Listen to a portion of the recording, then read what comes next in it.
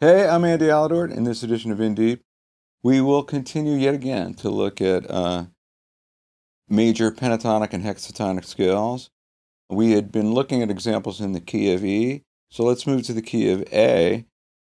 The first thing I will need to do is to outline a hexatonic major for you in a variety of positions. So let's start with that, and then we're going to look at soloing over a chord progression where that scale, A major hexatonic, works perfectly.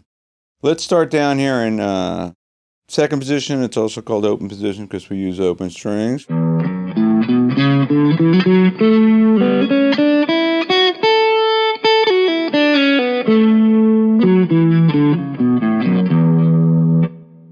So intervallically, we have the 5th E to the 6th, F sharp, to the root note A.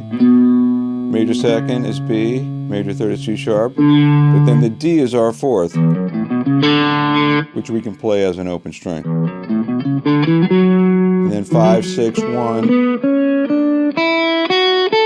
you can play the 5 up there as an open string as well.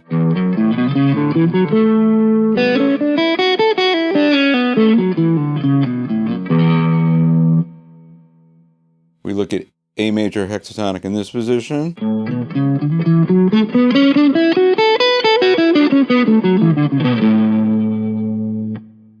We could look at it in this position. In this position.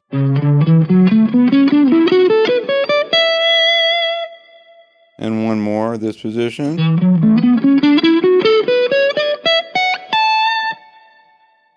So I'm going to put a rhythm part down now. As I was saying, that's perfect for using A major hexatonic over. This is along the lines of the chorus of the Derek and the Dominoes song, Why Does Love Got to Be So Sad? You'll hear Eric Clapton and Duane Allman both rely on A major hexatonic when they're soloing over this. So let's put that rhythm part down first.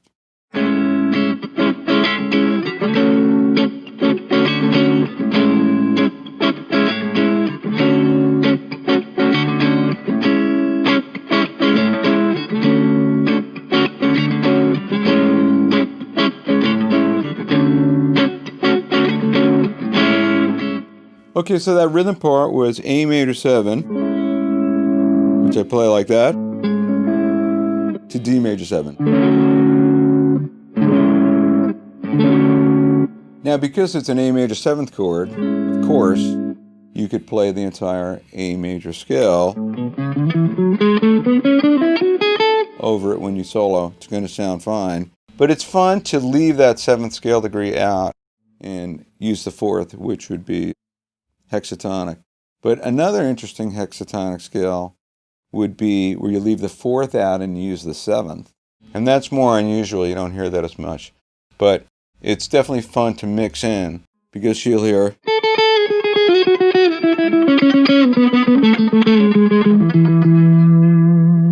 And what happens when you include that major 7th, if you go right to the 5th, you hear an E major triad over the A, which is a nice sound.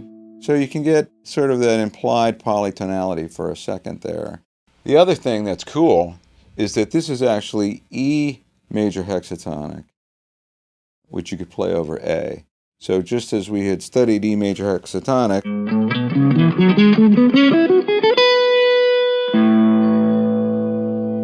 you could play that over A.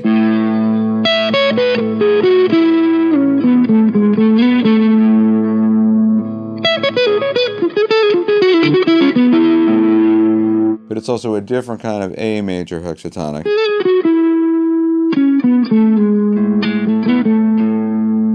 So it brings to mind the sound of major 7 because it has a G sharp in it. All right, so I'm going to play a solo over that chord progression now, and I use a little bit of both. Here we go.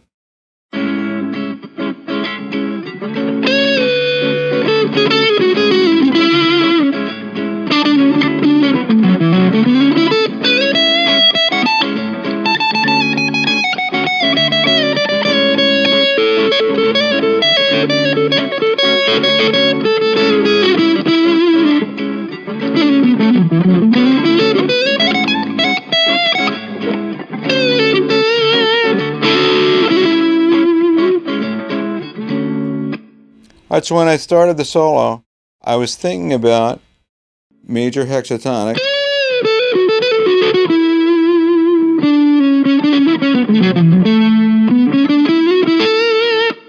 but also wanted to take advantage of that major 7, which, as I was saying, was the same structure as E major hexatonic. But you don't need to think about this stuff that much. It's good to know what it is. Just listen to the sound. So, and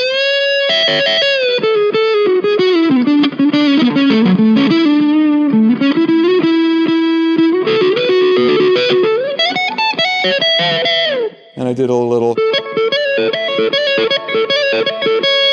which is something that Duane Allman plays in his solo, something along those lines.